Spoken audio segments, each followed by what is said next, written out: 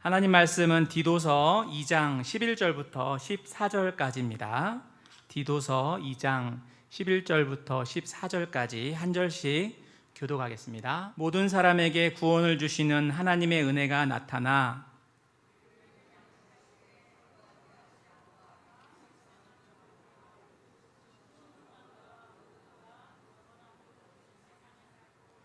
복스러운 소망과 우리의 크신 하나님 구주 예수 그리스도의 영광이 나타나심을 기다리게 하셨으니 그가 우리를 대신하여 자신을 주심은 모든 불법에서 우리를 속량하시고 우리를 깨끗하게 하사 선한 일을 열심히 하는 자기 백성이 되게 하려 하심이라.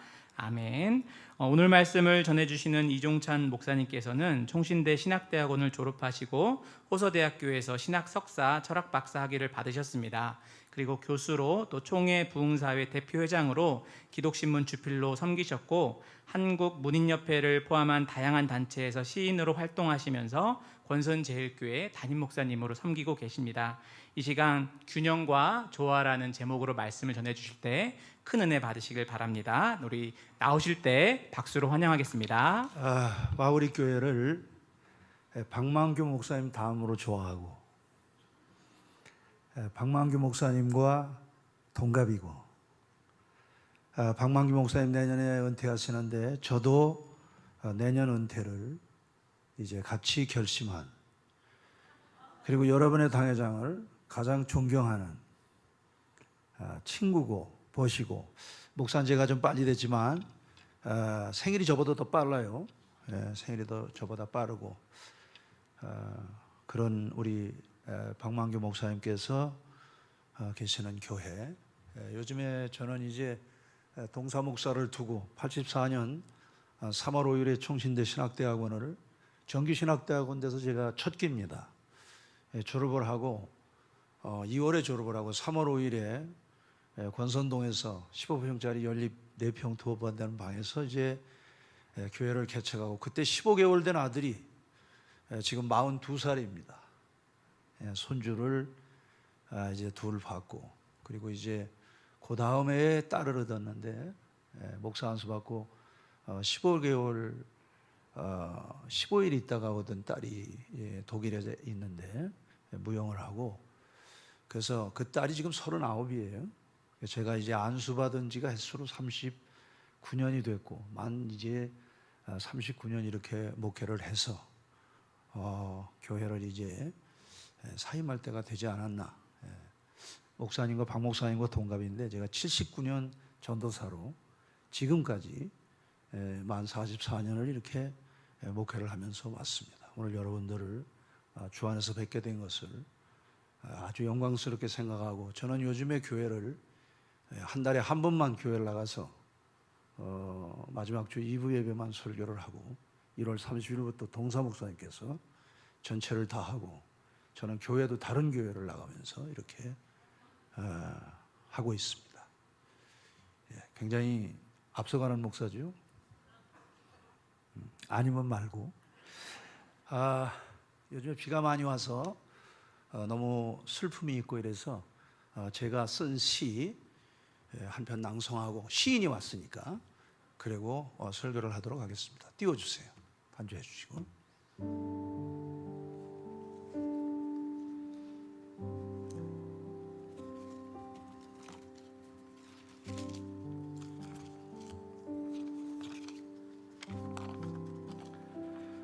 (7월의) 해가 모든 것이 적당해야 행복인 것을, 물 없이 살 수 없는 것이 인생이요 자연 만물인데, 그래서 강수량이 언제나 그 나라 삶의 지표로 행복의 요소인 것을, 하늘은 무슨 원한이 있길래 저리도 통곡을 할까.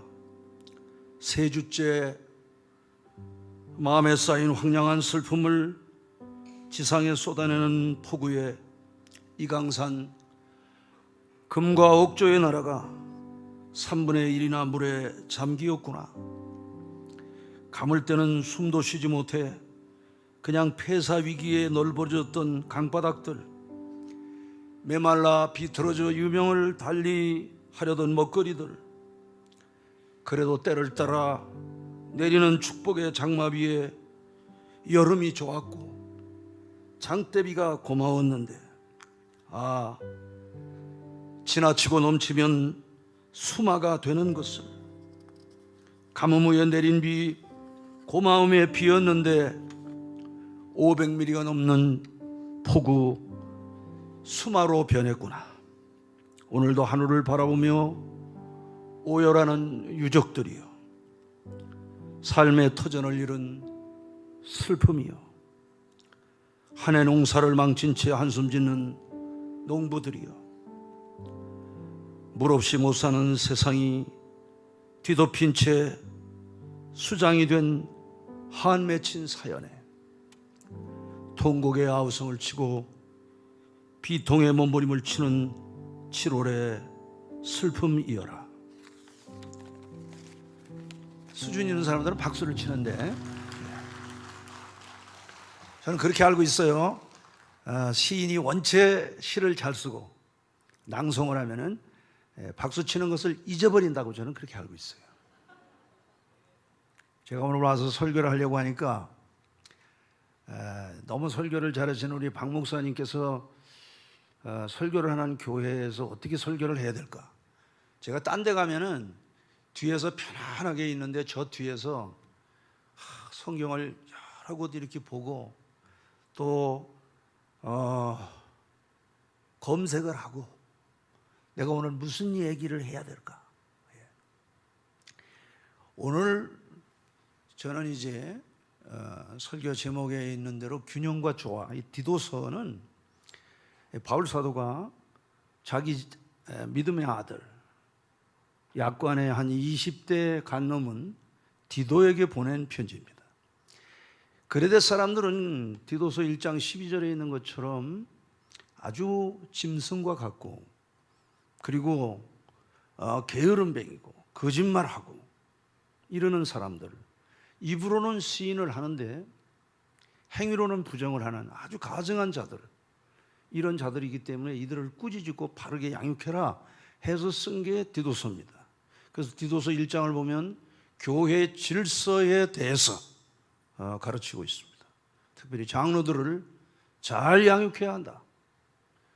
우리 장로교회는 누가 잘해야 되겠습니까? 장로님들 잘하셔야죠. 우리 권선제일교회도 우리 교회는 제가 개척하고 이제 창립한 목사로 이러지만은 무슨 대단한 교회는 아니지만 우리 노예에서 제일 잘 섬기는 그런 교회입니다. 다른 교회가 잘 됐다 그러면 별로인 것 같은 그런, 장로님들이 참 좋으시죠. 교회는 여러분들이 이제 이걸 아셔야 됩니다. 교회 생활을 하면서 담임 목사님 앞에서 자기가 교회를 담임 목사님보다 더 사랑하는 것처럼 그렇게 하면 그거를 뭐라고 하느냐? 꼴값 떤다고 이야기하는 거예요. 육값을 떠는 겁니다. 장로님들도 마찬가지예요. 장로님들이 교회를 사랑하시고 목숨 바쳐 충성하시죠. 우리도 정말 장로님들 너무 존경스럽습니다. 사역 장로님들이시기 때문에. 그러나 교회는 고린도전서 14장 40절에 모든 일을 적당하게 하고 질서 있게 하라. 할렐루야. 그러니까 여러분들의 믿음의 분량을 따라서, 그리고 또 여기 안수 집사님들이나 이런 분들이 장로님들보다 더 열심히 있고, 더 물론 열심히 있으면 좋죠. 그런데 교회를 더 사랑하는 것처럼 그렇게 하시면 안 됩니다. 권사님들도 젊은 권사님들이, 연만하신 권사님들, 권사된 지 한 20년 된 권사님 앞에서 자기가 교회를 가장 사랑하는 것처럼 그렇게 하면 안 됩니다, 여러분. 우리 미덕은 옛날부터 그랬죠. 부모님 앞에서 자기 자식이 있는데 그 자식을 예뻐해 하는 것도, 그것도 옛날에는 그게 그 격조 없는 가문이 그런 거예요. 격조 있는 반듯한 양반 가정에서는 부모님들 앞에서 자식을 이뻐하지 못합니다. 그게 할아버지가 이뻐하는 거예요. 할머니가 이뻐하고 할아버지 할머니보다 더 이뻐하는 것처럼 그러면 그게 불경스러운 겁니다. 그게 우리의 정서예요. 나는 대한민국 사람이 대한민국 사람의 정서를 잘 모르는 이런 사람들을 보면 좀 답답해요. 그런 사람들이 대체로 어떤 사람들이냐? 역사를 모르는 사람들. 대한민국에 살면서 대한민국의 역사를 몰라요. 대한민국을 건국한 이승만 대통령이 얼마나 훌륭한 분인지 내가 오늘 설교 결론에 이야기를 할 거예요. 오늘 성도들의 생활 원리를 말하는 것이기 때문에 여러분 우리 와우리 교회는 이제 우리 박만규 목사님 이후로 또 이제 새로운 담임 목사님이 목회를 하는데 이 아름다운 전통을 계속해서 한국 교회에 남기는 이런 질서 있는 교회 되시기를 축복합니다. 그 다음에 이제 두 번째는 교회는 잘 양육이 돼야죠. 우리 와우리 교회 아주 시스템 자체가 좋고 주보를 오늘 이렇게 보니까 주보 뭐 자체가 감동이에요. 그냥 복음 앞에 절대 원칙은 없습니다. 이 말이 굉장히 그냥 감동이 되더라고요. 나 오늘 이렇게 탁 보면서 뭐 멘트 하나하나가 앞서가는 교회, 뭐 5대 비전도 좋고 너무 멋있습니다. 여러분들이 양육을 잘 받는 거예요. 오늘 본문이 그 양육. 그래서 이제 2장을 보면은 모든 성도들 여러분들이 교회에서 설교를 들으면서 이건 누가 들었으면 좋겠다 이러면 곤란해요. 밥 먹을 때 식탁은 나의 건강을 위해서 주어진 것이기 때문에 골고루 잘 먹어야 내가 건강해야 가정의 행복을 유지하고 또 남을 도와줄 수 있고 그렇게 할 수 있는 거예요. 밥 먹는데 이 밥은 당신이나 많이 먹어라, 누구나 많이 먹어라 이러고 숟갈 들고 엎었다 뒤집었다 이러면서 밥 안 처먹고 이러면은 그 건강이 좋지 않아요. 그렇죠? 그러니까 여러분들이 모든 설교를 들을 때 어떤 사람은 그래요. 나만 가지고 그런다고. 아니 무슨 자기가 무슨 교회에 헌금을 얼마나 했다고 목사님이 그 힘든 설교를 준비하면서 자기 하나를 타겟으로 해서 그렇게 설교를 준비했겠습니까? 오늘 이제 성도의 생활 원리를 이야기하는 걸 본문으로 택했어요. 그리고 이제 세 번째는 생활을 잘해야 돼요. 생활을. 오늘 사실 설교 제가 여러분들한테 메시지를 전하고 마지막 결론을 내리려고 하는 게 생활입니다. 한국 교회는요 야고보서를 많이 읽어야 돼요. 그 사실은 우리나라의 그 인용한 선교사라고 유진벨 선교사의 자손 아시죠? 미국 사람인데 연대에 계시면서 한국말 잘하는 저보다 나이가 조금 아래인 분 있죠? 그분의 할아버지가 그랬다고 그래요. 한국의 목사님들 큰일이라고. 한국의 교인들은 야고보서를 많이 읽어야 된다. 왜? 생활이 없어요. 생활이. 삶이 있어야 돼요. 삶이.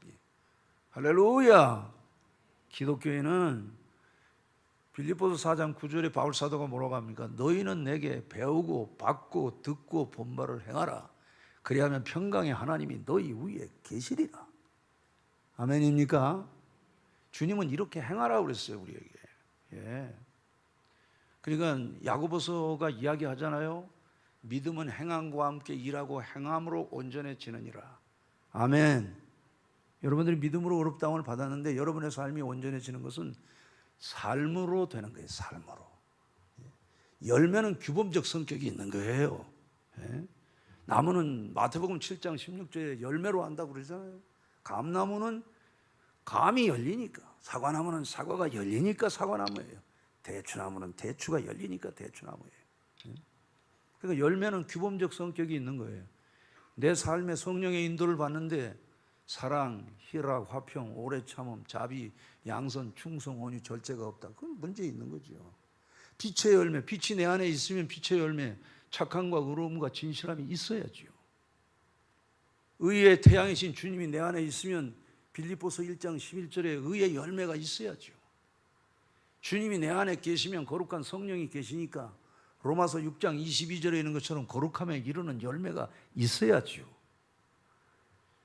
우리의 구원의 주요 기쁨의 원천이신 주님이 내 안에 계시면 주의 이름을 증거하는 입술의 증거인 찬송이 히브리서 13장 15절에 있는 것처럼 있어야죠. 이게 우리들의 삶으로 나타나야 되는 것입니다, 여러분. 할렐루야. 그러니까 뭐 기독교인들이 우울해, 그 웃기는 겁니다. 그건 예수 잘못 믿는 겁니다. 왜? 내 영혼의 햇빛 비치니 주 영광 찬란해. 이게 이제 이 지구가 이제 시속 1670km로 이제 자전을 하고, 이게 이제 태양의 주변을 1시간에 107,306km라고 하는 엄청난 속도로 이제 태양계를 돌죠. 365일 5시간 48분 46초로 9억 4천만 킬로라고 하는 엄청난 속도로 이제 돕니다. 그 영향 때문에 이제 지구가 23.5도로 이렇게 삐딱하게 이렇게 돌고 있기 때문에, 그래서 이제 백야 현상이 일어나고 그러잖아요. 백야 현상. 예. 그래서 저는 이제 러시아, 리투아니아, 라트비아, 에스토니아, 벨로루시, 우크라이나 이런 데 이제 쭉 다녀보면서 여름에 가보니까 밤 12시가 돼도 지평선에 그냥 붉은 태양이 이렇게 있고, 밤이 돼도 어둡질 않아요. 그 백야 현상인데, 그 이제 또 겨울이 되면은 해가 빨리 지고, 그래서 태양빛을 못 받으니까 덴마크, 노르웨이, 스웨덴, 핀란드, 스칸디나비아 반도라든지 그 지역에 있는 태양빛을 받지 못하는 사람들이 우울증이 많아서 자살을 하는 거예요. 자살을 하는 거예요. 그 우리는 영혼의 햇빛이 비치잖아요. 할렐루야. 그러니까 우리들의 삶 자체가 너무 행복한 거예요. 아들이 있는 자에게는 생명이 있고 하나님의 아들이 없는 자에게는 생명이 없잖아요. 내가 온 것은 양으로 생명을 얻게 하고 더 풍성케 하려 함이라고 그랬잖아요. 말씀은 치료하는 광선이라. 말라기 4장 2절에 여호와를 경외하는 너희에게는 어려운 태양이 떠올라서 치료하는 광선을 바라니 너희가 외양간에서 나온 송아지처럼 뛰리라고 말씀했잖아요. 말씀이 생명입니다, 여러분. 할렐루야. 지금 이 시간에 성령에 감동하여 말씀을 증거하는데 여러분 속에 말씀이 있잖아요.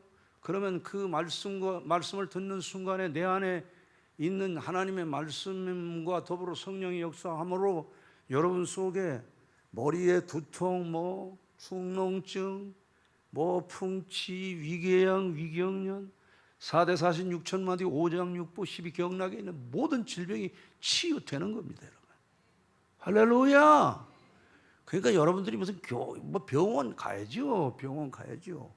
우리나라 정말 그 의료 선교사들이 들어오셔가지고, 우리 천주교하고 다릅니다, 여러분. 우리나라는 알렌 선교사, 에비슨 선교사, 헤론 선교사, 제가 이따 선교사님들 이야기로 설교를 마치겠지만은 이런 위대한 그 의사 선생님들이 계셔가지고 고정을 감동시키고,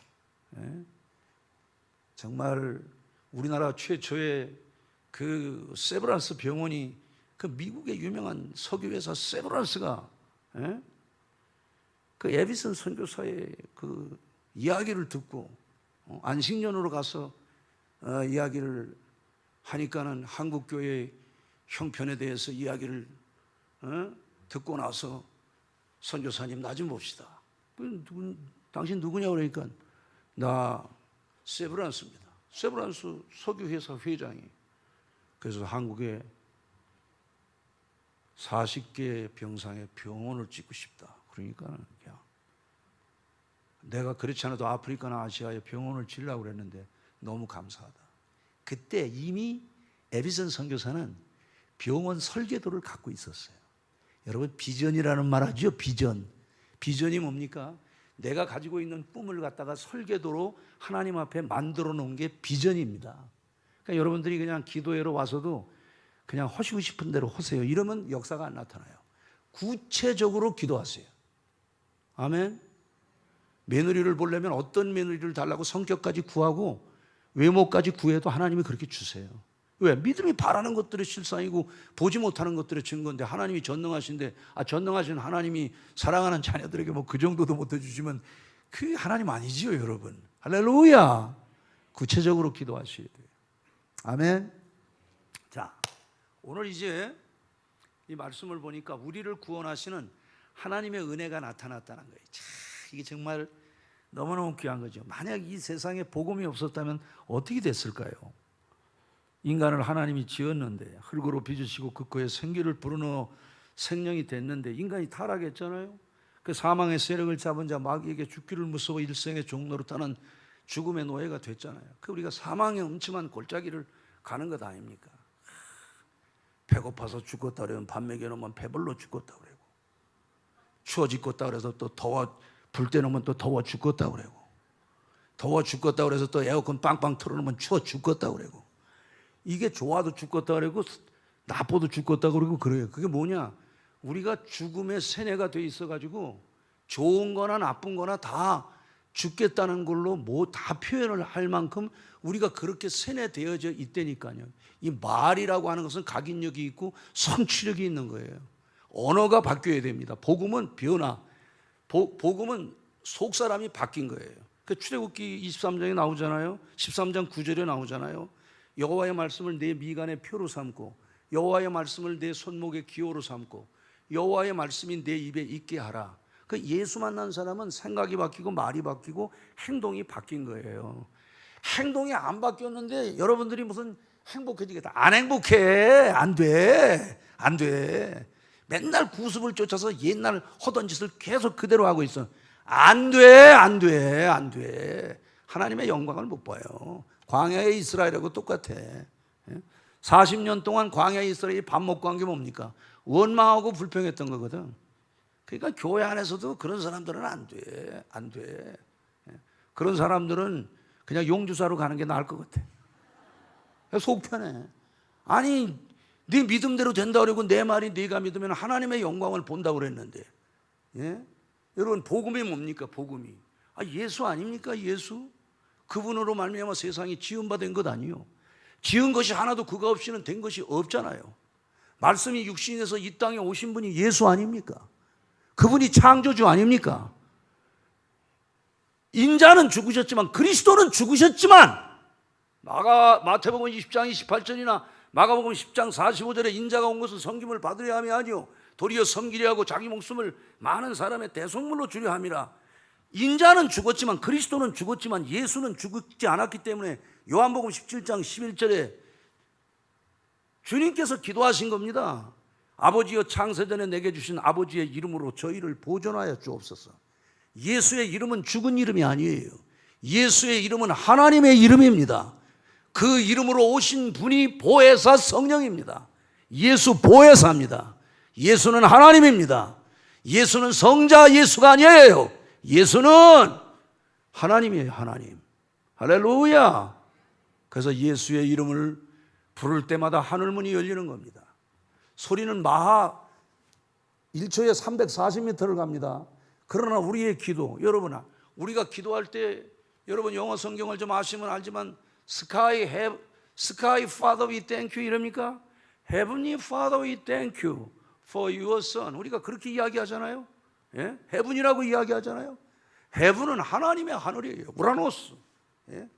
이 무슨 새들의 하늘이나 이런 궁창이 아닙니다, 여러분.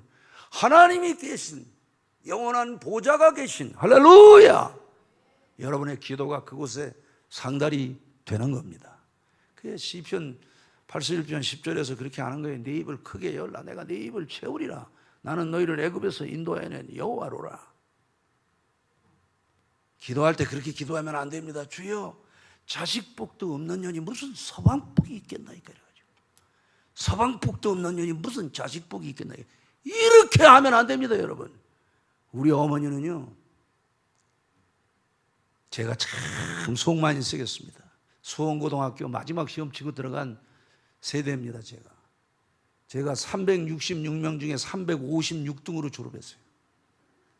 말도 마라. 여기 노예에 있는 목사님들은 다 알아요. 제가 수원시에서 옛날 학창 때 어느 정도의 주목이고 어느 정도의 건달이었는지를 다 알고 있어요.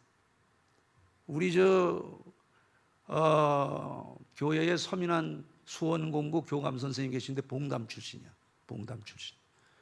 어느 날 한번 우리 집사람한테 그러더라고요. 사모님, 우리 집사람이 왜요? 그러니까 목사님에 대해서 잘 모르시고 결혼하셨죠? 그래서 왜요? 그랬더니 목사님 옛날에 깡패였어요. 깡패. 왜 목사님이 깡패냐 그랬더니 우리 선배 중에 박정원 선배라고 있는데 정훈이 형이 봉당 깡패예요. 근데 정훈이 형이 수원 공고 출신인데 어떻게 고등학교 때부터 친구입니까? 예? 나 고등학교 때부터 친구거든. 예. 우리 수원 시내에 뭐 유명한 친구들 많이 있는데 각 교회 뭐 다 장로님들 아시니까 그 친구들이 뭐 농고 3일 뭐 경성 뭐 이런 데서 다 한 가닥씩 오던 친구들이 저하고 다 옛날에 같이 과목 듣는 놈들이라니까. 그러니까 저는 아버지하고는 혈서를 다 썼어요. 우리 아버지가 중학교 선생 출신이에요. 우리 작은 아버지, 작은 어머니도 선생 출신이에요. 우리 아버지 삼형제가 대학 출신이에요. 예? 제가 그렇게 괜찮은 가문에서 자란 놈이에요. 그런데 속 많이 세겠거든요. 우리 어머니가요, 제가 밤 12시가 넘어서 수원서 경기도 용인군 수지면 신봉리 207번지 10km가 넘어. 그걸 밤늦게 들어가면 새벽 한 어떤 데 밤 12시 50분에 들어갈 때도 있고 그런데 그때 우리 어머니가요, 대문으로 들어갈 수 없으니까 그 바깥에 대문 옆에 퇴마루가 있어. 퇴마루로 해서 사랑방에 들어갈 수가 있어요. 사랑방에 들어가려면 우리 어머니가 기도하는데 뭐라고 기도하냐면은 제가 고등학교 1학년 때 신장염이 걸려가지고 사형 선고를 받고 2달 제가 경기도 수원시 상광교동에 있는 임마누엘 기도원이라고 거기 들어가서 있다가 이제 소원 기도를 했어요. 목사 살려주시면 목사가 되겠다고 이랬는데 또 나와서 이게 사람이 화장실 들어갈 때 마음먹고 화장실 나올 때 마음먹고 나와서 또 이게 틀리더라고.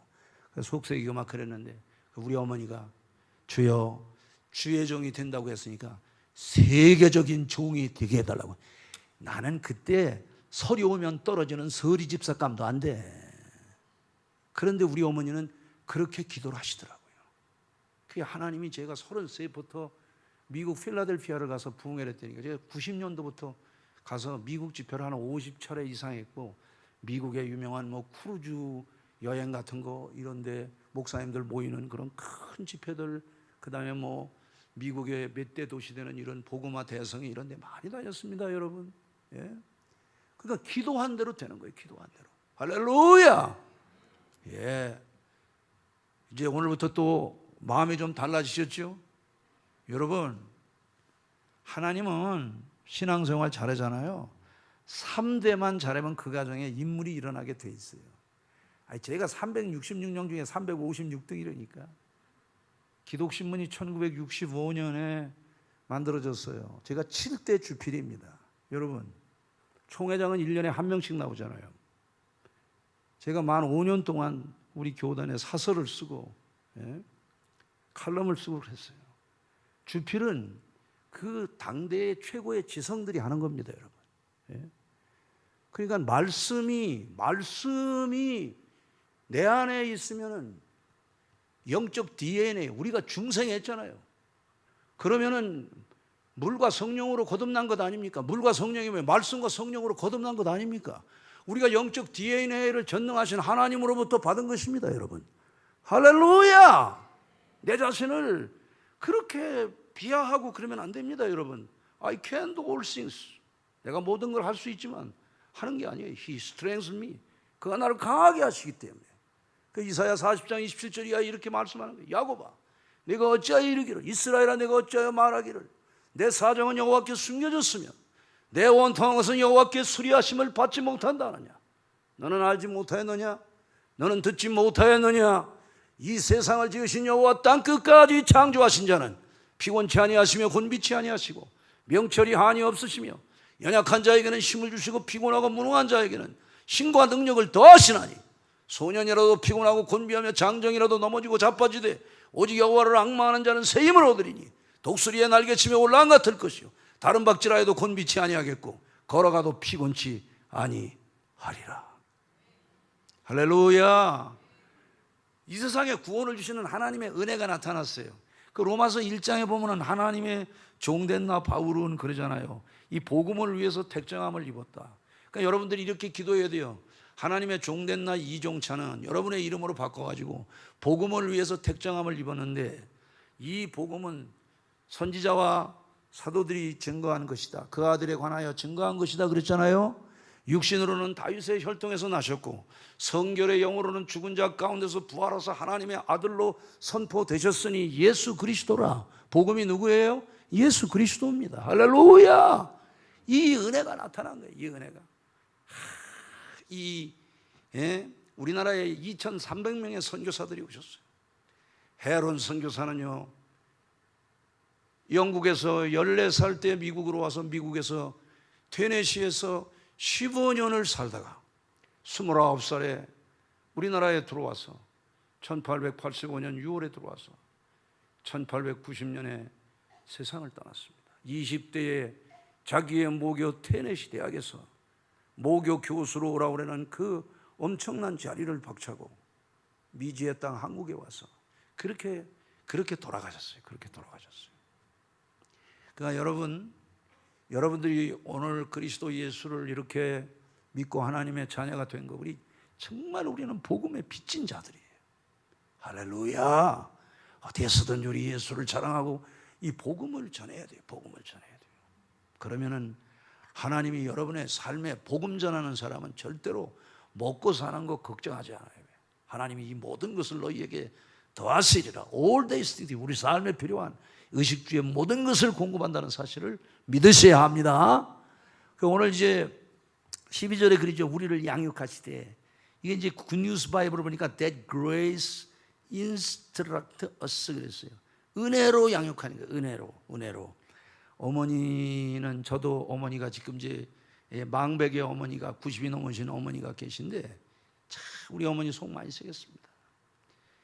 그렇지만 내가 우리 어머니한테 물어봤어요. 어머니, 제가 속을 많이 쓰게서 어머니 가슴에 지금도 큰 멍이 든 게 있으시냐 그러니까 웃더라고요.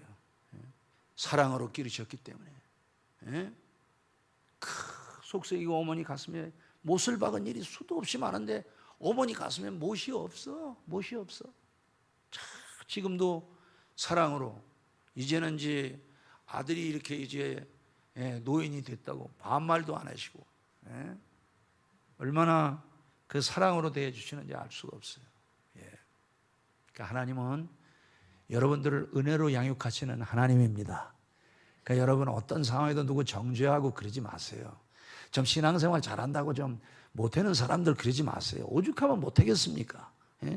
안 되니까 못하는 거거든. 공부 못하는 사람에게 야, 발로 써도 그거보다 낫겠다, 그러면 안 됩니다. 여러분, 오죽하면 못하겠습니까? 여러분, 그걸 불쌍히 여길 줄 알아야 그게 그리스도의 사랑이에요.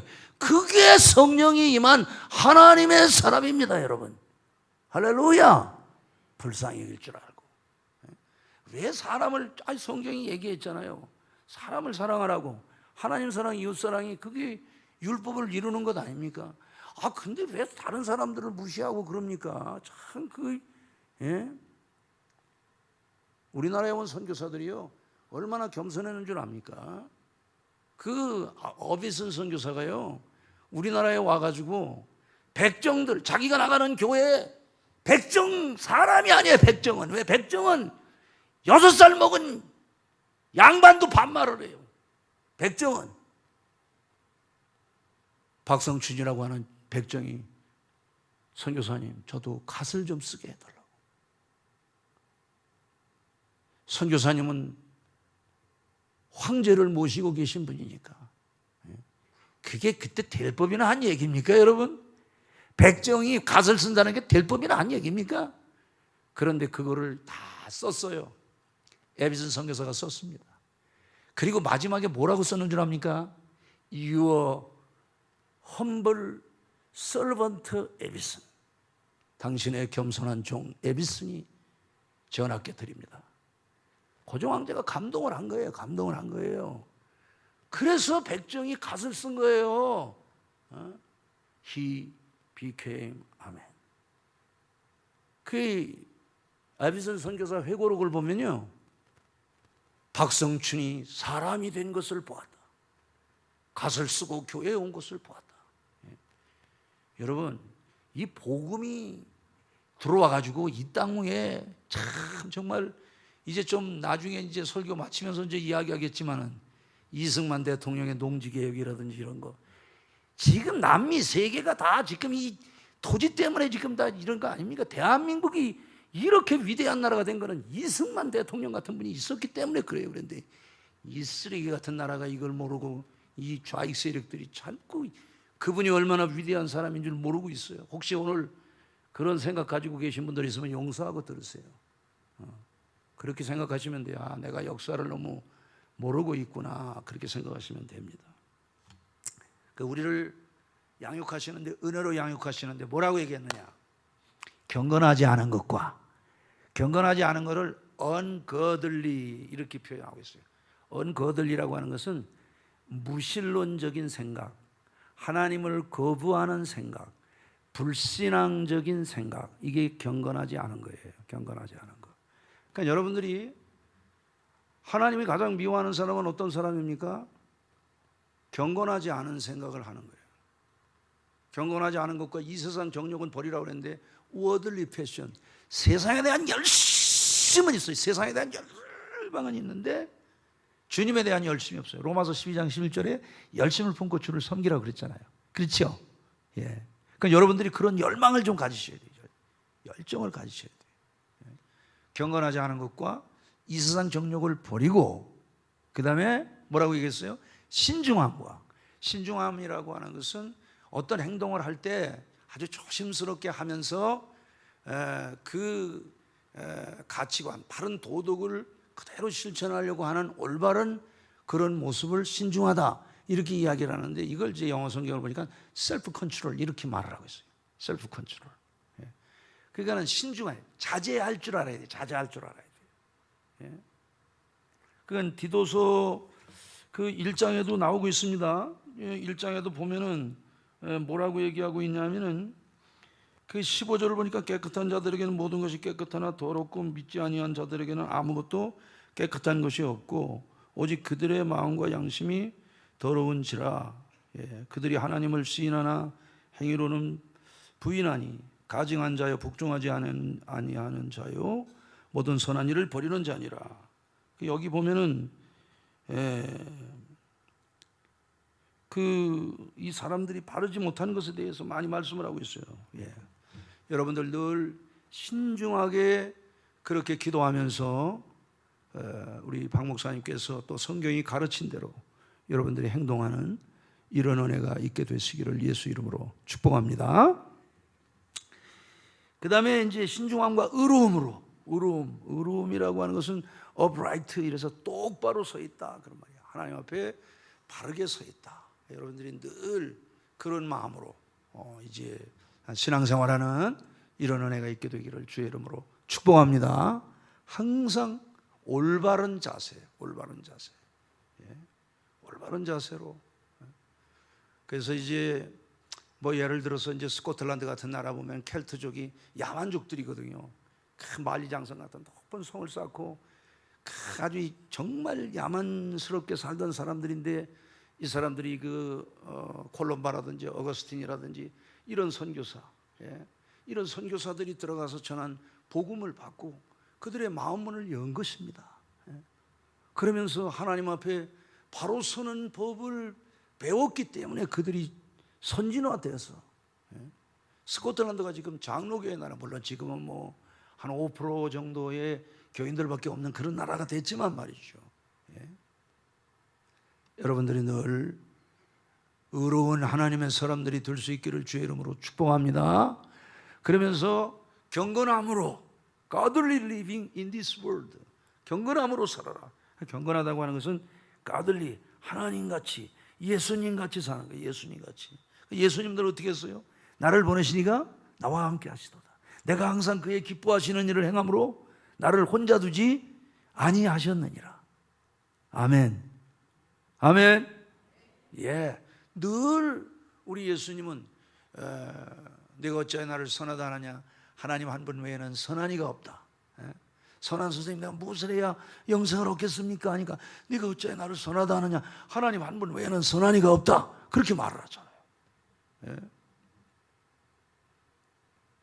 그러니까 우리가 늘 주님처럼, 주님이 우리에게 가르쳐 주신, 우리가 닮는 게 중요하잖아요. 닮는 게. 이게 닮는다는 게 참 중요합니다. 보고 배우는 거거든요. 보고 배우는 거. 이게 참 중요해요. 그러니까 부모님이 좋은 부모님을 두면은 그 부모님에게서 보고 배운 게 있기 때문에. 아이들도 마찬가지예요. 아이들이 이제 학교를 들어갑니다. 학교를 들어갔는데 선생님들한테 얘기 들으면은 여러 가지 문제가 많아요. 요즘에 선생님이 목숨을 끊었다고 그러잖아요. 선생님을 선생님으로 인정하지 않으니까 애들이 선생님을 때려요. 그런 일들이 어디에서부터 시작되겠습니까? 집에서부터 시작되는 거예요. 집에서. 선생님을 존경하는 그런 풍토로 선생님의 말씀 잘 들어야 된다. 선생님을 존경해야 한다. 이렇게 가르쳐야 합니다. 그런데 그렇게 가르치지 못한 거예요. 그러니까 아이들은 보고 배운 대로 행동하게 돼 있어요. 보고 배운 대로 행동하게 돼 있어요. 그래서 교회가, 좋은 교회는 장로님들이나 권사님들이나 안수집사님들이 배운 대로 본 대로 그렇게 그거를 전해주는 거예요. 그게 쉐마 교육 아닙니까? 그게 이스라엘 지금 이 5,000년 역사 계속해서 유구한 역사 속에 유대인들의 그 정체성을 지키는 게 쉐마 교육 아닙니까? 쉐마 교육.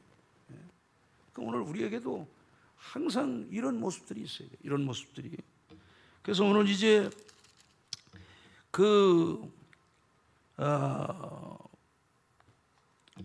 13절입니까? 13절을 보면은 뭐라고 합니까?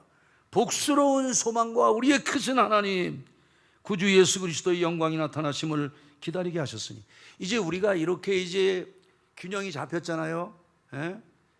신중함과 의로움과 경건함으로 여러분들이 삽니다. 그러면 이제 그런 사람들은 어떤 사람이냐? 복스러운 소망이신 우리의 크신 하나님 구주 예수 그리스도를 늘 기다리는 거예요. 기다리는 거. Wait for the Lord. 늘 기다린다. 따라합시다. 앙망한다. 늘 바라는 거예요. 늘 주님을 바라는 거예요.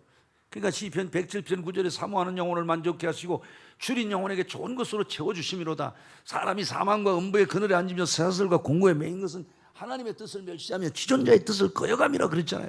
그러니까 늘 사모하는 마음으로 늘 기다리는 거예요. 늘 주님이. 그 주님은 소망으로 인내하고 기다리는 자에게 은혜를 베푸시는 그런 하나님이라는 사실을 믿으셔야 합니다. 할렐루야. 늘 사모하는 마음으로 기다리는 거예요. 그러면 하나님은 그 기대를 절대로 무산시키는 그런 하나님이 아니라는 것을 아셔야 됩니다. 반드시 그 기대를 채워주시는 그런 하나님이라는 사실을 믿으셔야 합니다. 한번 따라 합시다. 시간 문제다. 시간 문제. 그러니까 이제 우리들이 할 일은 뭐냐? 심보를 고쳐야 돼요. 심보를 고쳐야 돼요. 여러분들이 말씀을 들으면서 자기 마음에 들지 않는다고 마음문을 닫는다든지 그러면은 안 돼요. 마음문을 열고 내가 잘못한 게 무엇인가를 생각하고, 그래서 버릴 것은 버리고, 취할 것은 취하고. 그러면서 이제 결론이 뭡니까? 그가 우리를 대신해서 자신을 주심은 모든 불의에서 우리를 속량하시고, 모든 불의에서, 모든 잘못된 것에서 우리를 이제 속량, 값을 주시고, 모든 죄값을 지불하시고 주님이 우리를 속량하신 거예요. 그러니까 우리를 깨끗하게 하신 겁니다. 그래서 선한 일을 열심히 하는, 할렐루야, 이런 하나님의 사람들. 그래서 옛날에 그 선교사님들을 얼마나 존경했습니까? 선교사님들. 그 선교사님들 그렇게 존경했기 때문에 그 선교사님들을 통해서 이제 이렇게 우리나라가 좋아진 거예요. 사실 절도산에서 그 천주교가 얼마나 많은 사람들이 죽었습니까? 그 양화진 가보셨습니까? 그 서강 아시죠? 서강. 왜 가톨릭이 서강대학을 왜 진 건 줄 압니까? 서강에서 신유박해 때 그 절도산에서 엄청나게 막 목을 쳐가지고 그 서강이 핏빛으로 물들었다고 그러잖아요. 그 사람들이 왜 그렇게 한 겁니까? 제사 안 지내려고 그런 거거든요. 제사 안 지내려고. 우상 숭배하면 안 된다. 근데 지금 천주교는 제사 드리잖아요. 그 사람들이 웃긴 사람들이에요. 이건 옛날에 신유박해 때 그때 제사 안 지내려고 죽은 사람들은 어떻게 하면 됩니까? 그 논리에 잘 맞지 않잖아요. 근데 우리는 참 이 선교사님들이 오셔가지고 선교사님들이 선교사님들이 오셔서, 그래서 우리가 1882년에 조미 수호 조약을 맺잖아요. 조미 수호 조약. 미국과 우리가 이제 통상을 맺은 건데, 왜 그렇게 했냐? 고종이 생각하니까 미국이라는 나라가 큰 나라고 강대국인데, 그 나라와 그런 관계를 맺으면은 아라사라든지 청나라라든지 일본이라든지 영국이라든지 이런 나라들이, 프랑스라든지, 왜 그 전에 뭐 우리가 잘 알잖아요. 셰너럴 쉐마노 사건, 그 다음에 뭐 또 프랑스 함대와 강화도에서 싸우고 막 많이 했잖아요. 이런 일이 없겠다 이래서 그 이제 1882년에 푸트공사가 우리나라 들어왔잖아요. 근데 1884년에 알렌이라는 선교사가 중국에 와 있다가 한국이 이제 그 은둔의 나라고 쇄국하는 나라인데 우리와 통상을 했다고 하니까 내가 건너가야지. 그리고 건너왔어요. 건너왔는데 조미 수호 조약에 뭐가 없느냐? 선교사 조항이 없는 거예요. 선교사 조항이. 큰일 났잖아요. 선교사 조항이 없으니까. 그때에 이 푸트공사가 탁 머리를 썼는데 공무원으로 임명을 해버린 거예요. 그래서 그 외과 의사 출신이거든요. 알렌이. 그죠? 알렌을 갖다가 이제 자기 담당하는 의사로 임명을 한 겁니다. 알렌이. 그러다가 우리가 잘 아는 대로 1884년에 갑신정변이 일어나잖아요. 갑신정변이 일어나니까 그때 그 18의 과거의 수석으로 급제를 해가지고 24세에 2조 참판을 하면서 그 보빙 사절로 미국에 가서 후보 대통령을 만나고 온 청년 재상 민정이기가, 홍영식이가 휘두른 칼에 맞아가지고 26cm가 찢어집니다. 그러니까 뭐 어이들이 뭐 아무리 이거 피를 하려고 해도 안 되잖아요. 그러니까 멜렌도로프라고 목린덕이라는 사람이, 통리 김화문에 와 있어 있던 목린덕이라는 사람이 그 부투공사의 그 의사로 있는 알렌에게 맡기면 된다고. 그래서 알렌이 3개월 동안 치료를 해가지고 민영이익이 난 것 아닙니까? 얼마나 고종 황제가 좋아했겠습니까? 민비가 얼마나 좋아했겠어요. 그래서 그 당시에 갑신정변이 일으켰다가 이제 역적으로 몰린 사람들의 집을 뺏어가지고 거기다 병원을 져라. 그래서 만든 게 광해원 아닙니까? 광해원. 근데 광해원이 고종이 광해원을 개원하고 한 12일 있다가 와서 보니까 마음에 들질 않아요, 이름이. 그래서 제중원이라, 모든 중생들을 치료하는 그러한 병원이다. 이래서 제중원이라고 만드는 것 아닙니까? 제중원. 그리고 이제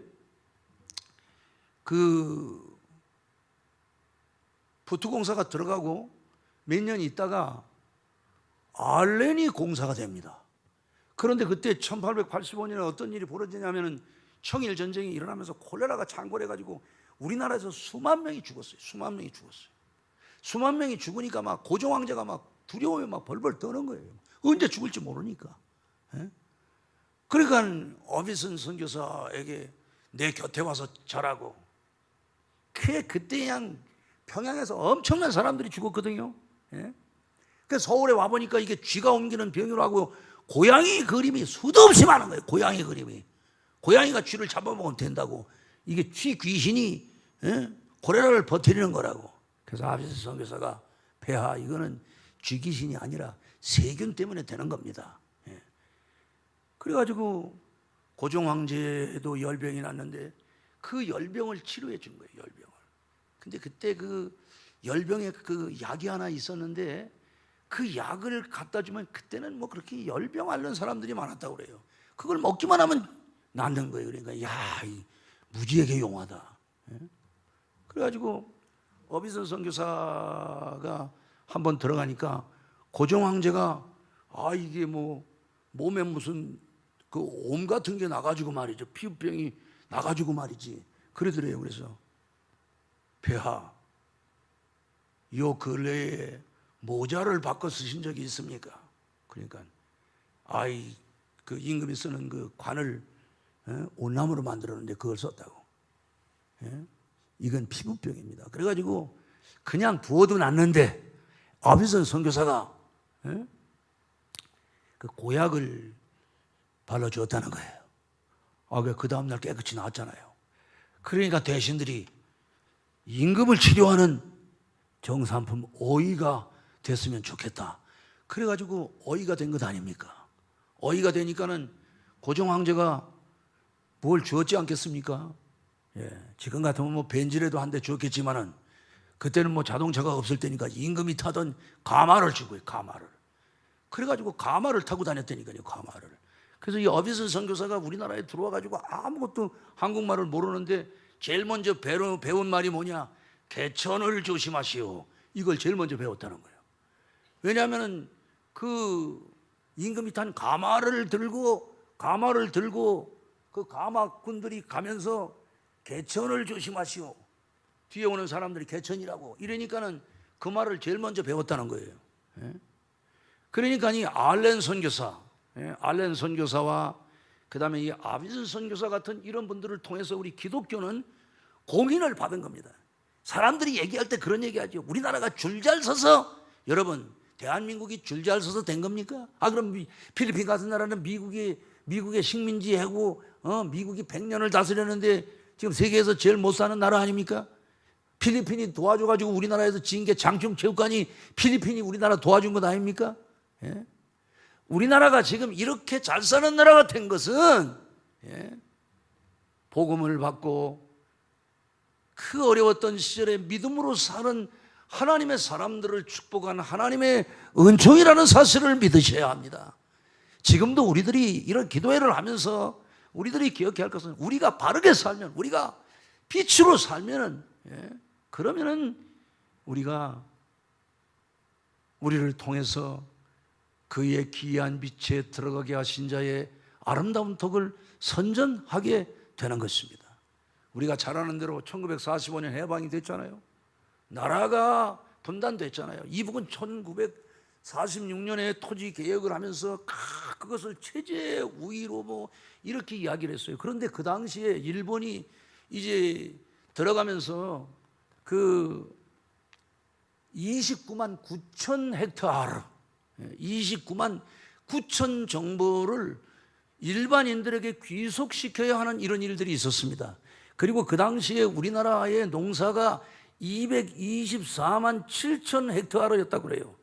그런데 그 가운데 144만 6천 헥타르가 소작인들이 짓는, 그 100명 가운데 65명은 소작하는, 그런데 우리가 해방이 되면서 민주국가를 해야 되잖아요. 민주국가를 해야 되니까 이 29만 9천 헥타르 일본 사람들에게 뺏은 이 농장, 이거를 어떻게 귀속시켜야 될까? 이래서 우리나라의 민주국가 건설을 위해서 특단의 조치를 해서 한 것이 농지개혁입니다. 이게 1949년 6월 30일에 발표가 된 겁니다. 그러니까 여러분 1949년에 여순 반란 사건이 있잖아요. 지창수라고 하는 육군 상사가 제주도 4.3 사건을 진압하러 16년대 연대를 끌고 내려가다가 공산당이 일으킨 게 여순 반란 사건입니다. 그 여순 반란 사건 당시에 우리나라 군대가 5만 명입니다. 국방경비대가 5만 명 가운데 숙정이 몇 명 되느냐? 4,629명이 숙정을 당합니다. 4,629명이.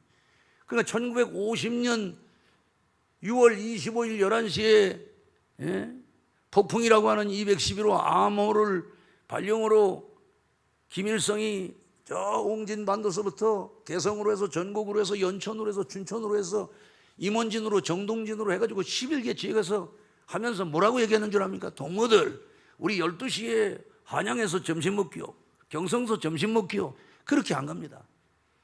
그러니까 여러분 이걸 아셔야 돼요. 그런 일들이 만약에 우리나라가 여순반란 사건 때 공산당을 숙정하지 않았으면, 그랬으면 우리나라는 지금 아마 공산화됐을 겁니다.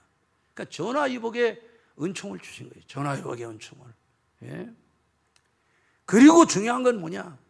우리나라에 박허정이라는 사람이 1900년생입니다. 예산 사람입니다. 서울에 올라와서 승동교회를 다녔습니다. 경기 고등학교를 졸업했습니다. 3.1운동 끝나고 나서 상해로 갔습니다. 상해로. 거기서 고려공산당 임원준이를 만나서 거기서 공산당 영어 잡지를 번역하고 있다가 1922년에 조선으로 들어와 조선공산당을 만들기 위해서 들어오다가 체포돼서 1년 6개월을 교도소에서 있다가 나와서 만든 게 조선공산당입니다, 여러분. 그래서 그 조선공산당, 그 아주 극렬한 조선공산당이 만든 게 바로 인민민주주의 공화국, 인공이라는 것이고, 온건 좌익, 영운형을 중심한 온건 좌익들이 만든 게 건준이라는. 그런데 중요한 것은 이승만 대통령이 1923년에 볼셰비키 혁명으로 러시아가 공산화되는 것을 보고서 공산당, 당부당, 공산당은 반드시 망한다는 논문을 썼어요. 그리고 1941년 8월에 일본 내막기라는 책을 씁니다.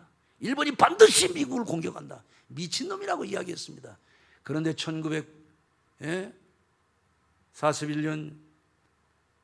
12월 2일입니까? 진주만 폭격으로 2600명의 미군이 죽으면서 그 뭐 펄벅 여사 같은 사람들이 미국의 지성들이 깜짝 놀랐습니다. 이 사람은 선지자. 근데 해방이 되고 이제 신탁을 하고 이랬는데 그 하지 중장이 인천을 들어왔습니다. 인천을 들어왔는데 보니까 어떤 해군, 미군 소령이 있는데 한국말을 너무 잘하는 거예요. 깜짝 놀라가지고 일로 와라. 너 누구냐 그러니까 저는 아버지가 이 땅에서 선교하다가 세상을 떠난 우리암 선교사고 아버지는 돌아가셨고 저는 여기서 자라다가 미국 가서 공부를 하고 지금 모 해군 준장인 분의 의료 담당 군의관으로 왔습니다. 그 우광복 선교사, 어머니는 이화여전 교수고.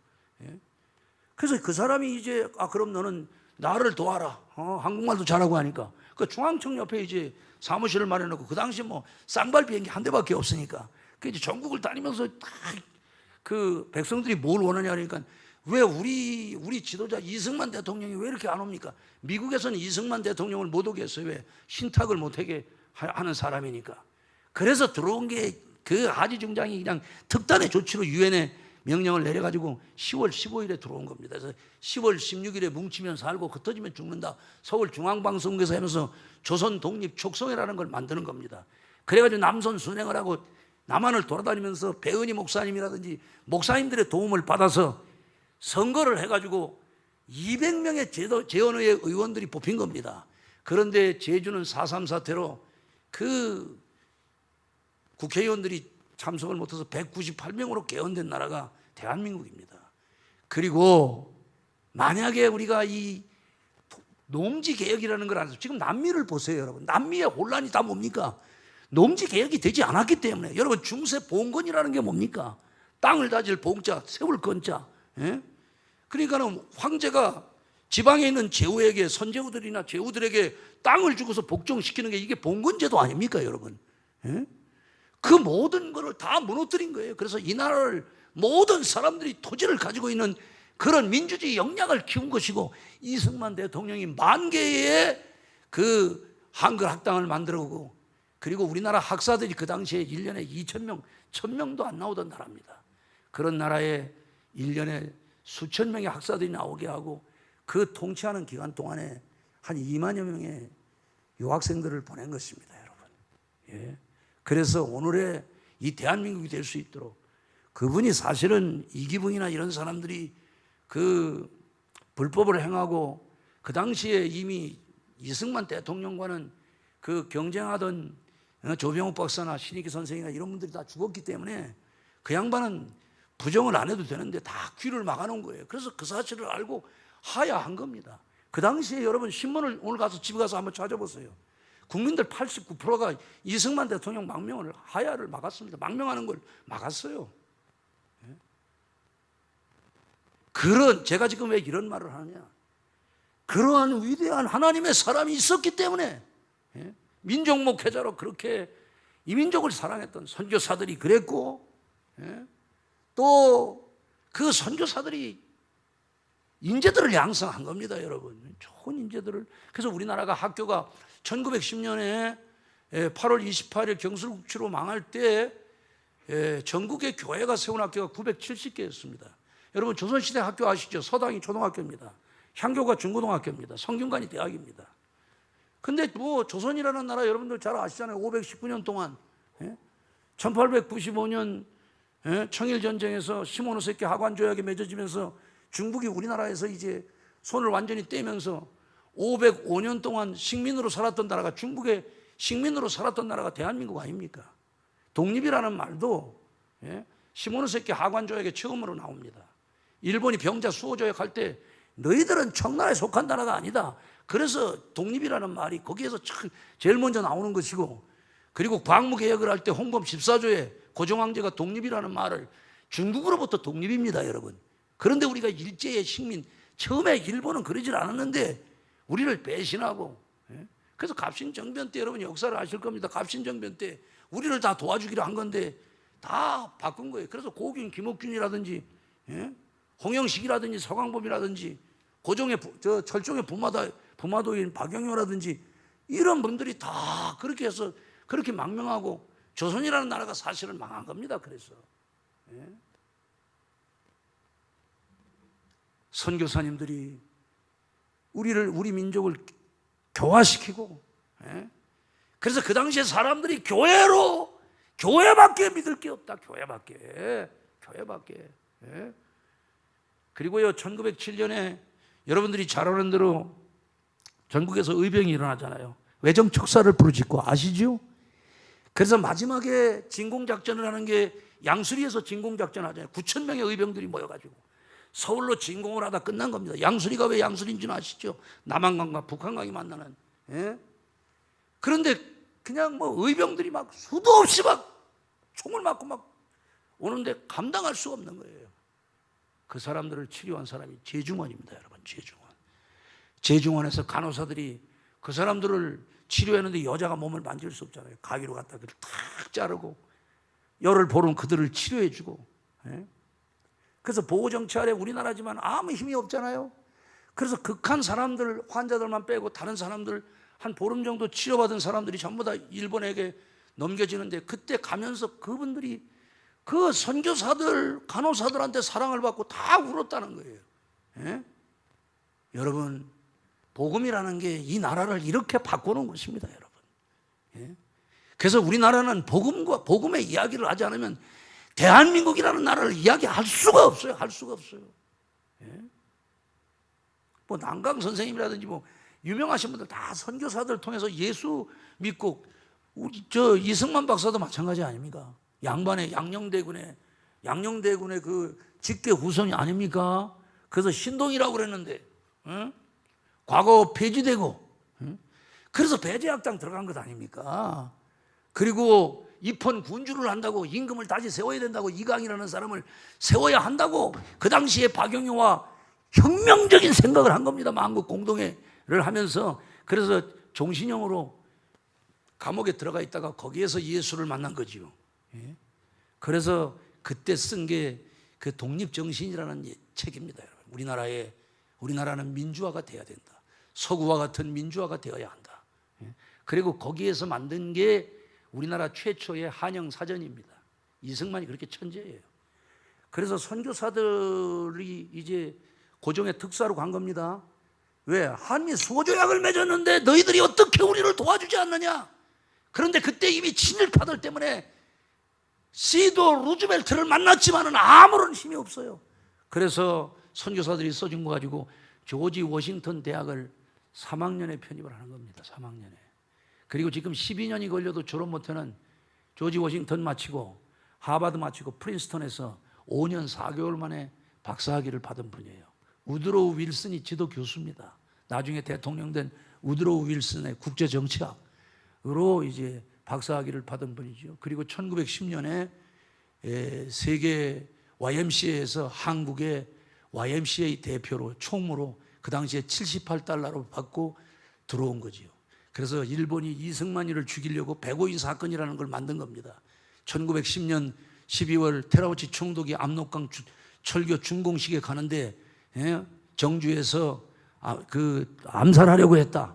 그때 목사, 장로, 집사가 105인 가운데 90명이 목사, 장로, 집사입니다. 사실은 이승만을 죽이려고 한 겁니다. 그런데 그 당시에 그 유명한 학생 자원 운동으로 세계 선교사를 보낸 중심에 있고 노벨상을 받은 존 모터라는 사람이 들어와서 이승만은 볼티모어에서 열리는 세계 감리교 대회에 한국 대표로 참석해야 되기 때문에 일본이 만약에 체포하면은 너희들에게 엄중한 문책을 하겠다. 이래서 못 잡는 겁니다. 그래서 1912년에 망명을 해가지고 33년간 망명 생활을 하는 거죠. 망명 생활.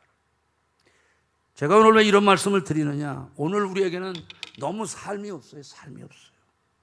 너무 기독자로서의 삶이 없어요. 옛날에는 교회 나가면 사람이 변한다고 그랬거든요. 교회 나가면 착해진다. 그죠? 옛날에 다 그랬어요. 교회 나가면 사람이 변화됐다니까요. 예. 그래서 오늘 말씀이 우리들에게 이야기하고 있습니다. 뭐라고 말씀합니까? 예. 선한 일하는 친백성이 되게 하려 하심이니라. 여러분, 아름다운 삶으로 하나님의 역사를 이루는 복된 역사 있게 되기를 예수 이름으로 축복합니다. 예, 오늘 긴 설교 들어주신 거 감사하고요. 우리 기도할 때 하나님, 저희들 신중함과 의로움과 경건함으로 살게 하소서. 지금까지 우리를 인도하신 에베네셀의 하나님, 우리 주여 삼창하는데 주여 삼창은 다니엘서 9장 19절에 있습니다. 주여 용서하소서, 주여 들으소서, 주여 들으시고 행하소서. 다니엘이 주여 삼창의 원조입니다. 우리 주여 삼창하고 기도할 때 하나님, 저희들에게 신중함과 의로움과 경건함으로 살게 하소서. 경건하지 않은 것과 이 세상 정욕은 버리게 하소서. 복스러운 소망과 우리의 크신 하나님 구주 예수 그리스도의 영광을 이제 기다리며 그 영광을 나타내는 저희들, 우리를 하나님이 모든 불의에서 깨끗게 하셨는데 이는 자기 이 선한 일을 행하는 친백성 되게 하시려고 우리를 부르셨으니 하나님 앞에서 아름다운 선한 행실을 나타내며 살아가는 하나님의 사람들이 되게 해달라고 우리 주여 삼창하고 같이 통성으로 기도합니다.